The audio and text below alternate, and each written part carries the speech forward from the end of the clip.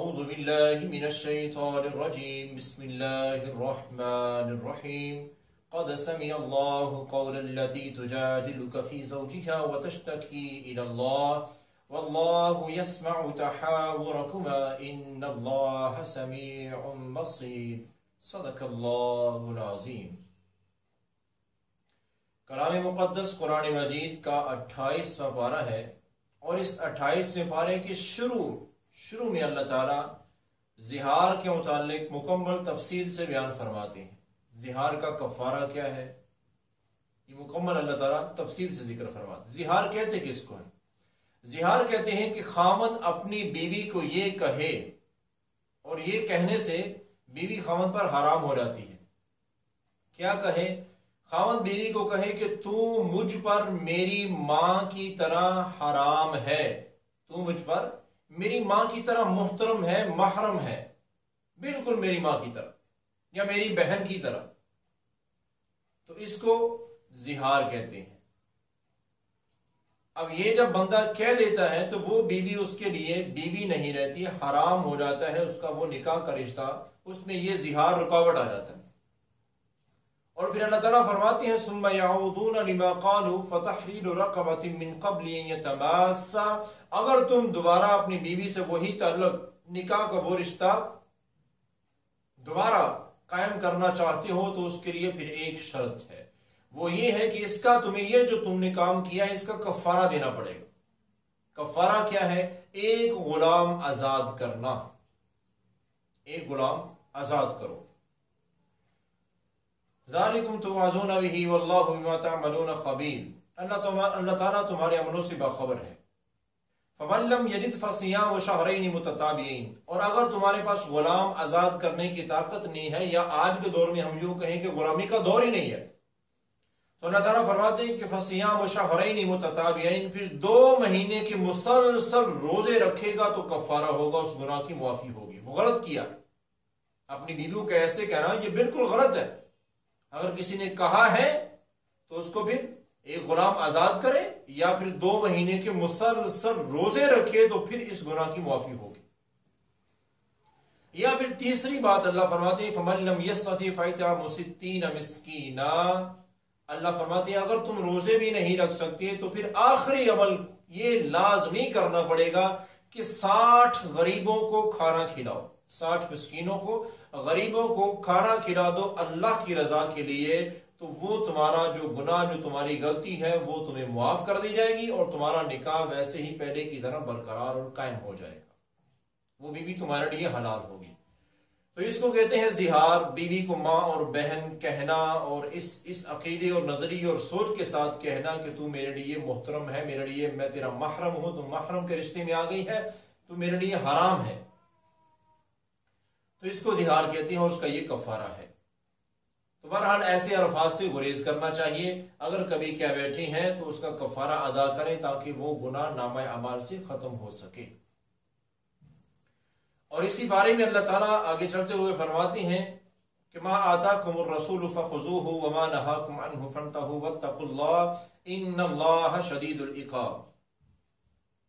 کلام مقدس قرآن مجید میں کئی مقامات پر اللہ تعالیٰ نے بار بار کہا ہے یا ایھا الذین آمنوا اطیعوا اللہ واطیعوا الرسول، اے ایمان والو میری اور میرے نبی کی اطاعت کرو، میری اور میرے نبی کی، میری اور میرے نبی کی، اللہ نے دونوں کو برابر رکھا اطاعت میں۔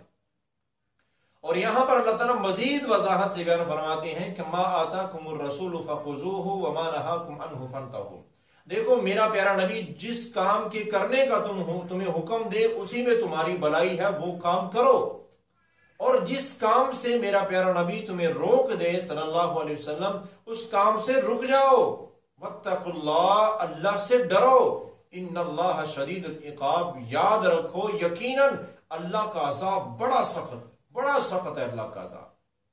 اگر تم نے میرے نبی کی بات نہ مانی تو بڑی مشکلوں کا سامنا ہوگا، بڑے سخت قسم کے عذاب سے دوچار کرو گا۔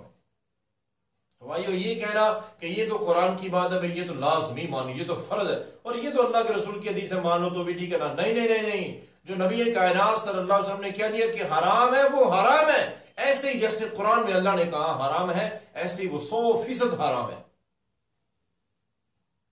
تو اللہ تعالیٰ یہی تو بیان فرماتے ہیں کہ مجھ سے ڈرو، میرے عذاب بڑے سخت ہیں، میرا نبی جو کہے وہ کرو، حرام کہے تو وہ حرام ہے، میرے حکم سے کہہ رہا ہے، اور جس کو حلال کہے وہ حلال ہے، وہ بھی میرے حکم سے کہہ رہا ہے۔ تو بھائیو یہ نظریہ، یہ سوچ کہ یہ تو حدیث ہے، حدیث میں تو اختلاف ہو جاتا ہے، قرآن یہ کون سی قرآن کی آیت ابھی ہر حال میں ماننا لازمی ہے؟ نہیں، جو صحیح حدیث پاک ہے وہ بھی ہر حال میں ماننا اور اس پر عمل کرنا لازمی ہو جاتا ہے، وگرنہ اللہ تعالیٰ خود فرماتے ہیں کہ میرے عذاب کا شکار ہو جاؤ گے اگر تم نے ایسے کیا تو۔ اور اسی بارے میں اللہ تعالیٰ فرماتی ہیں کہ ایمان والے اور کامیاب مومن کون ہے؟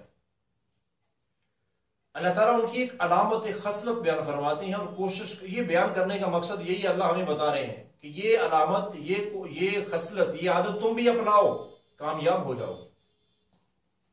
وہ کیا ہے؟ وَيُؤْثِرُونَ عَلَىٰ أَنفُسِهِمْ وَلَوْ كَانَ بِهِمْ خَصَاصَةٌ وَمَن يُوقَ شُحَّ نَفْسِهِ فَأُولَٰئِكَ هُمُ الْمُفْلِحُونَ۔ اللہ تعالیٰ فرماتے ہیں کہ جو بندہ ایثار کرتا ہے، یؤثرون علی انفسہم، اپنی جانوں پر ایثار، ترجیح دیتا ہے، اگر جو اسے خود بڑی ضرورت ہوتی ہے پھر بھی وہ اپنی ضرورت کو قربان کرتے ہوئے دوسروں کی مدد کرتا ہے، دوسروں کو بھلا چاہتا ہے، دوسروں سے تعاون کرتا ہے، اس کو ایثار کہتے ہیں۔ اور وہ بندہ خود غرض، وَمَن یُوقَ شُحَّ نَفْسِهِ، خود غرض نہیں ہوتا، بس اپنا مال حاصل کرنا، کوئی مرتا ہے تو مر جائے، کسی کوئی بے عزت ہوتا ہے تو ہو جائے، اپنی عزت ہونی چاہیے، نہیں، ہر وقت اپنا نہیں، جو دوسروں کا بھلا چاہتا ہے اپنی ضرورت کو بھی قربان کر دیتا ہے۔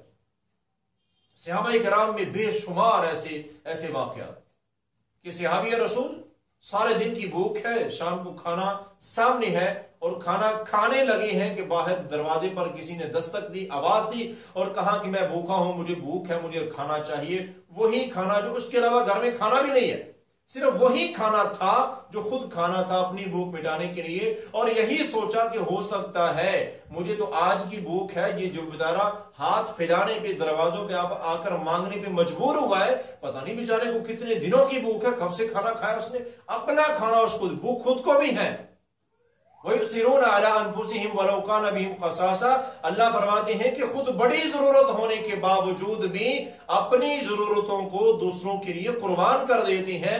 یہ لوگ ہیں صحیح معنوں میں کامیاب، خود غرض قسم کے لوگ کہ جنہیں صرف اپنا پیٹ بھرو، اپنی جیب بھرو، اپنا بس سوچو، اپنا کوئی جاتا ہے بھاڑ میں جائے، ہمیں کسی سے کیا ہے، ایسے لوگ کامیاب نہیں ہیں، ایسے لوگ کامیاب نہیں ہیں۔ اللہ کے حضور کامیابی چاہتے ہیں تو یہ صفت اپنانی پڑے گی، اور ہمیں اپنانی چاہیے بھائیو، انسانیت کا درد اپنے اندر رکھیں کہ کوئی دکھی ہے تو اس کے دکھ میں مدد کر سکتے ہیں تو لازمی کریں، اپنی ضرورت قربان کر کے بھی کر سکتے ہیں تو کریں، یہ بہت بڑا اعلیٰ قسم کا نیکی والا کام ہے۔ اللہ تعالیٰ ہمیں کرنے کی توفیق عطا فرمائے۔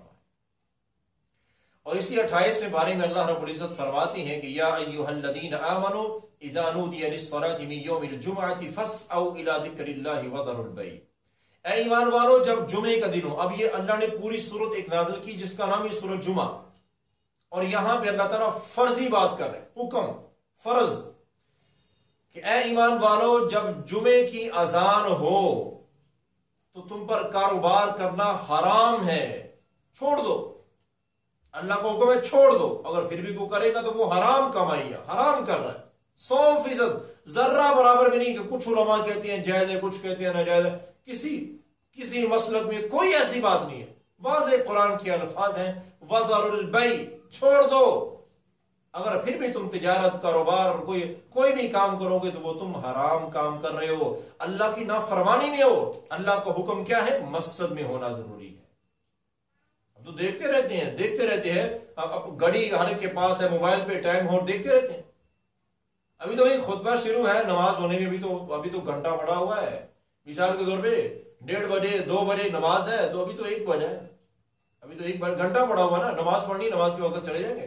تو عادت بنائی ہوئی ہے کہ ہر خطبے میں، ہر جمعے میں لیٹ آنا ہے، پڑھنا ہے لیکن لیٹ آنا ہے۔ تو بھائی وہ اپنی مرضی کا ہے، اللہ کی مرضی کا نہیں ہے، اپنی منمانی ہے، اللہ کی فرما روائی نہیں ہے۔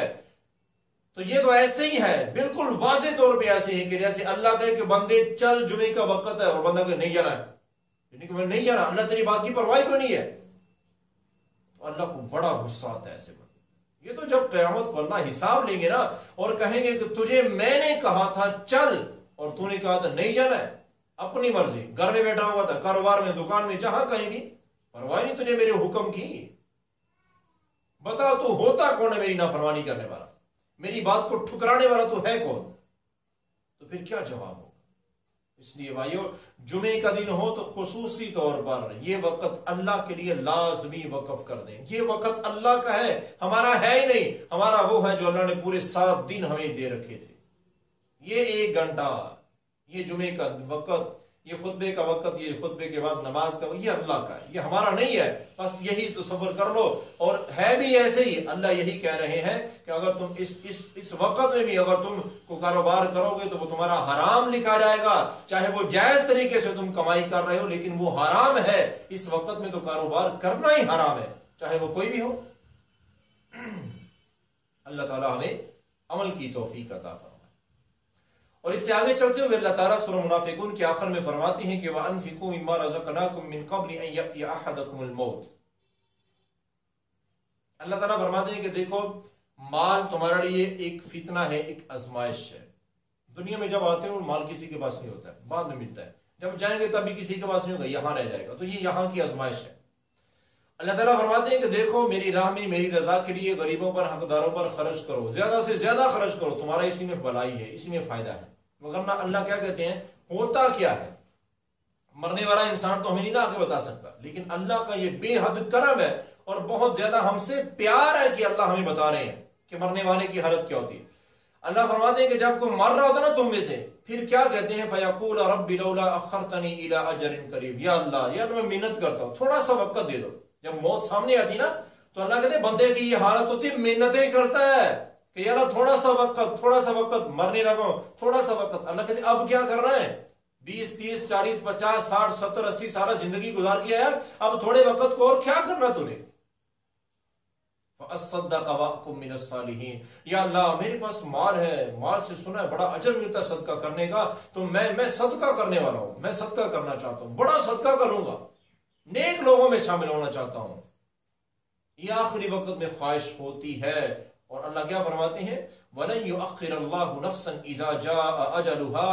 یقین مانو جب موت کا وقت آ جاتا ہے تو یہ اللہ کا قانون ہے جو کبھی بدلنے والا نہیں ہے، ایک لمحہ بھی آگے پیچھے نہیں.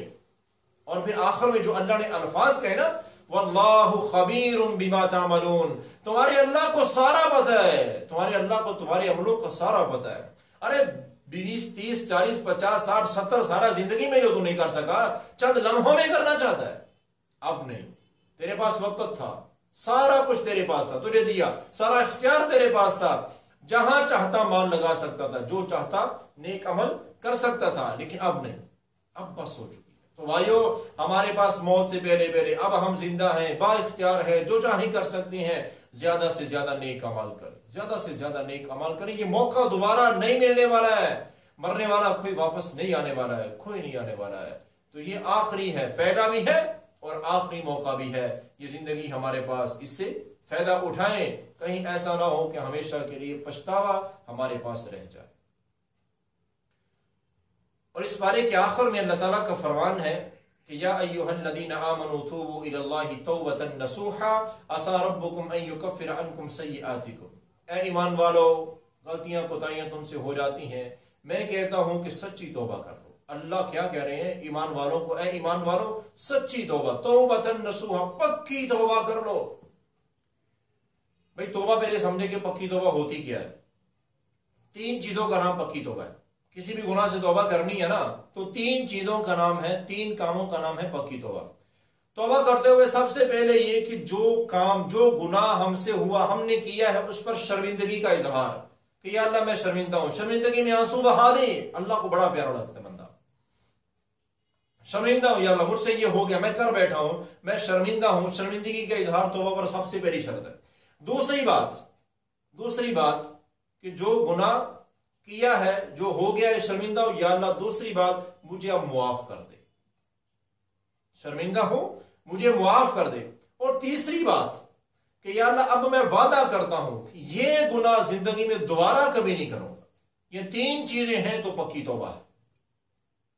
3 چیزیں ہیں تو پکی توبہ ہے، پھر دہراتا ہوں، گناہوں پر شرمندگی، پھر گناہ کی معافی، پھر ہمیشہ کے لیے نہ کرنے کا پکا وعدہ، یہ وہ توبہ ہے کہ اللہ زندگی کے گناہ بالکل مٹا دیتے۔